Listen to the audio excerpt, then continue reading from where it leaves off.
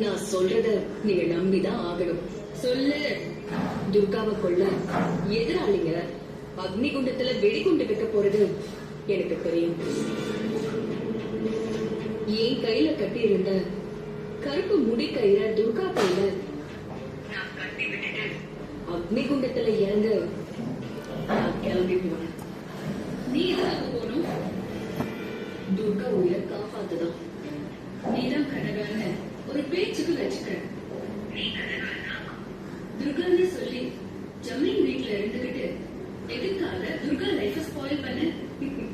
அதுக்கான பதில நான் அப்புறம் சொல்றேன்.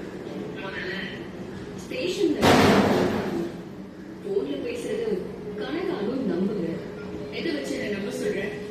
நான் கட்டி இருந்த கருப்பு முடி கையில துர்கா கட்டி இருக்கிறதாலையும்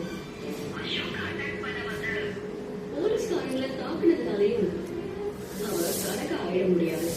ஆனா ஒன்ன மாதிரி துர்காவால ஆளுங்களை அடிக்க முடியாது.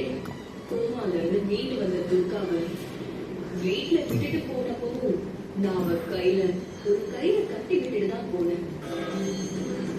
அப்போ ஹாஸ்பிட்டல்ல சத்யாவை கொல்ல வந்த ஆட்களையும் அசோக்கு கொல்ல முயற்சி பண்ண போதும் அவங்கள துர்கா தான் அடிச்சு துவம்சம் பண்ண.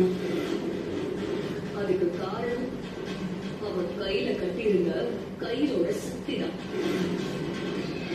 அப்படிதான் நேற்று துர்காவுக்கு துணிச்சல் வந்து உங்க ஆளுங்களை அடிச்சதுக்கு நான் அவ கையில கட்டிவிட்ட கருப்பு கயிறு தான் காரணம். அதனால உங்க கஸ்டடியில இருக்கிறவ துர்கான்னு உங்ககிட்ட பேசுறவ கனகாங்கிற முடிவுக்கும் வந்துருங்க. அப்படின்னா காப்பி செய்கிற கொண்டது நான் இல்ல. அவ இறந்ததுக்கு பின்னாடி ஒரு சூழ்ச்சி இருக்கு.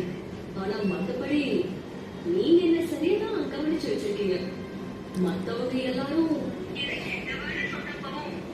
நீங்க மட்டும்தான் கனகா நல்லவன், அவ கொன்னவங்கதான் கெட்டவங்கன்னு அழுத்தம் திருத்தமா சொன்னீங்க. கனகா எப்பவுமே துர்காவுக்கு சப்போர்ட்டா தான் இருந்திருக்கா.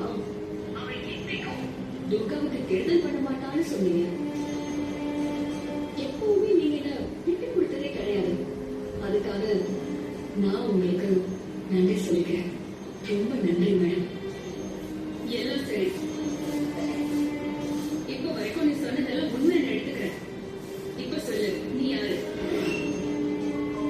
எங்க இருந்து வந்திருக்க? இதெல்லாம் நீ எதுக்காக செய்யணும்? எதுக்காக நீ துர்காவை காப்பாற்றணும்? நான் யாருன்னு தெரிஞ்சுக்கிறத விட நியாயம் தர்மத்தை அழைச்சு எங்கெல்லாம் அநீதி தலை தூக்குதோ நான் அங்க வருவேன். எளிய மக்களை வலிய மக்கள் துன்புறுத்தும் போது எளிய மக்களுக்கு நான் துணையா இருப்பேன். அப்படிதான் துர்காவுக்கும் துணையா இருக்க வந்தேன். அது எப்படி நீயும் துர்கா மாதிரியே இருந்த? மேடம், நீங்க என்ன பத்தி ஆராய்ச்சி பண்றதை விட ஆராய்ச்சி பண்ணி தப்பு செஞ்சவங்கள கண்டுபிடிங்க. இவ்வளவு சொல்றவன் அவங்க யாருன்றதும் நீயே சொல்லிடலாம்ல. எதிரிகளையும் குற்றவாளிகளையும் கண்டுபிடிக்கிற வேலை உங்களுடையது. அதை நீங்க தான் செய்யணும். நாங்க தான் செய்யணும்னா இத்தனை கொலைகளையும் எதுக்காக செஞ்ச? உங்களால உண்மையை கண்டுபிடிக்க முடியாதப்ப குற்றவாளிகள் கை வாங்கும் போது என்னால வேடிக்கை பார்த்துட்டு சும்மா இருக்க முடியாது. இப்பவும் உங்களால குற்றவாளிகளை கண்டுபிடிக்க முடியனா நான் வருவேன். திரும்பவும் வருவேன். நீ என்ன ரொம்ப குழப்பற. என்ன ஆங்கிள் யோசிச்சாலும் நீ யாரா இருக்க முடியும்னு என்னால யூகிக்கவே முடியல.